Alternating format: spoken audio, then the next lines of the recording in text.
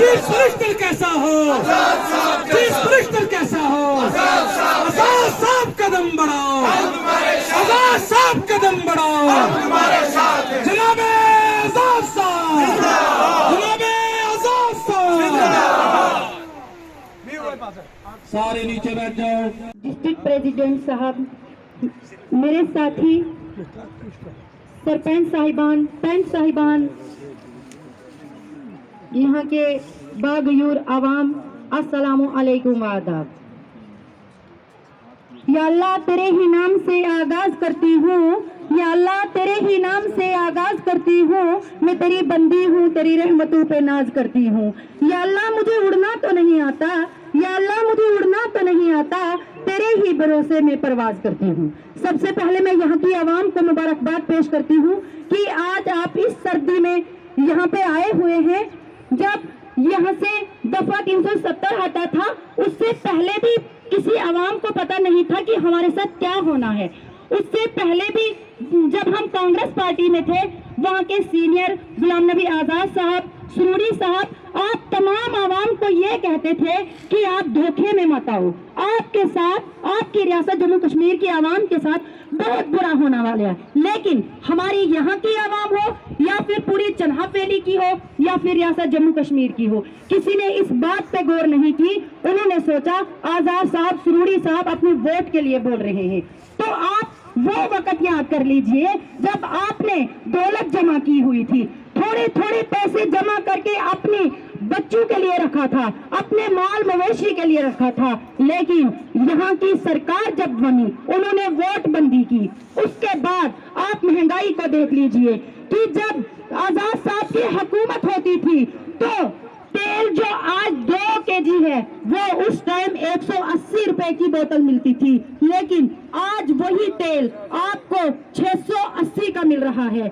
आप देखिए, जो आटा उस दिन 150 का मिलता था, वो आज 720 का मिलता है। तो मैं आप लोगों को ये कहना चाहती हूँ कि आप ये मत सोचिए, यहाँ तक आपने इतनी सारा बलडोजर देख के भी अपने घरों पे नोटिस, अपने घरों पे जितने भी बोर्ड्स देखकर भी बीजेपी करते हैं। तो मैं उन्हें कहना चाहती हूँ कि भले ही आप बीजेपी के गाने गाइए, भले ही अपनी चीयर्स को बचा लीजिए, लेकिन जो आपके बच्चे हैं, जो आज 2 साल का है, वो आने वाले समय में उसका गला कट जाएगा।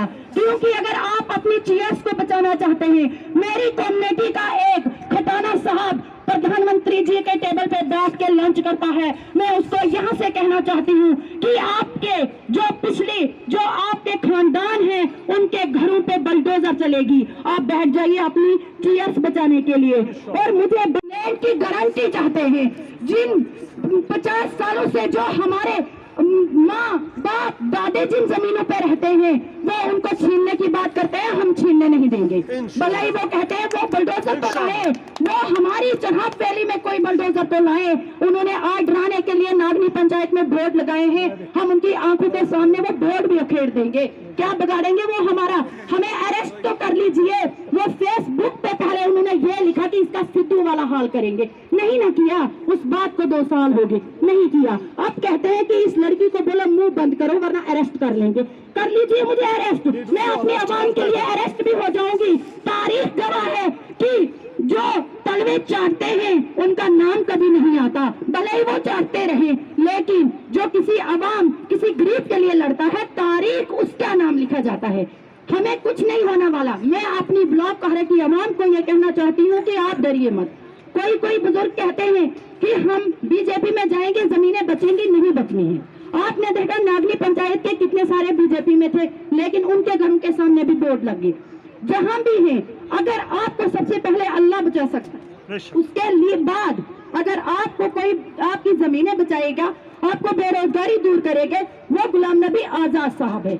आप वो दौर भी याद करिए, जब मिलिटेंसी का दौर था तो महिलाएं खुद को सेफ नहीं समझती थी, लेकिन आज मिलिटेंसी तो नहीं है, लेकिन इतनी तानाशाही है, इतनी अफसरशाही है कि अगर लेडीज बाहर निकलती है वो खुद को सेफ नहीं समझती है। आपने देखा कि वहां पे रामबन में एक जगह बलडोजर लगी हुई थी, एक लेडीज का हाथ सिर्फ तहसीलदार के कोर्ट से टच हुआ था, उसने पकड़ा भी अगर क्योंकि अगर एक कोई आशियाना बनाता है, बड़े बड़े जो प्रधानमंत्री हैं एलजी मनोज सिन्हा जी हैं, जहाँ वो कोई भी एडमिनिस्ट्रेशन है, उनको तो 3-3, 4-4 लाख पे मिलती है, उन्हें किसी के दर्द का कोई पता नहीं। लेकिन उस लेडीज के जितने भी फैमिली है, उन्होंने बहुत गरीबी से अपने पैसे जमा करके अपने आशियाने को तैयार किया था। अगर उसके घर पे बुलडोजर चली तो उसका तहसीलदार के कोर्ट से हाथ टच हो गया, तो उसको पुलिस वालों ने वहां पे इतना मारा, और इसके जिम्मेदार प्रधानमंत्री जी हैं, एलजी मनोज सिन्हा जी हैं, और पूरी एडमिनिस्ट्रेशन है। लेकिन मैं यहाँ से उन्हें कहना चाहूंगी कि सबसे बड़ी जात अल्लाह की है, और इंशाल्लाह हमें अब एक ही उम्मीद है कि हमें अगर इस दलदल से कोई निकालेगा, वो गुलाम नबी आजाद साहब है। अपनी तमाम आवाम को कहती हूँ कि हम नहीं कहते कि आप किसी दूसरी पार्टी को छोड़ के आए और वोटों के लिए आए कि हमारे आजाद साहब को या सरूरी साहब को वोट मिले, नहीं, आप अपने बच्चों के लिए आए।